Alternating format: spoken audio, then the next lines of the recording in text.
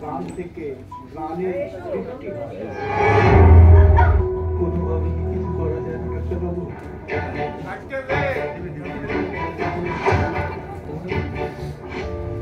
আমাদের আর কিছুই করার নেই, এখন ঠাকুরই একমাত্র ভরসা। আপনি কিছু একটা করুন গুরুজি।